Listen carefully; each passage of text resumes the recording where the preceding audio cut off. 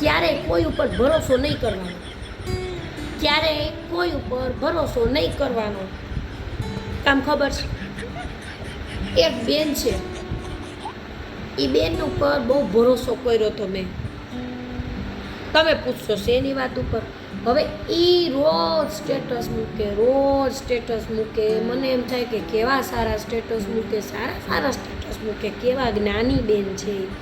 હું તો એને મારું હાલે ને તો હું એને આમ પગે લાગું હો, એવું મને એમ થઈ જાય કે હું એને પગે લાગી લઉં, એવા સ્ટેટસ મૂકે ભાઈ.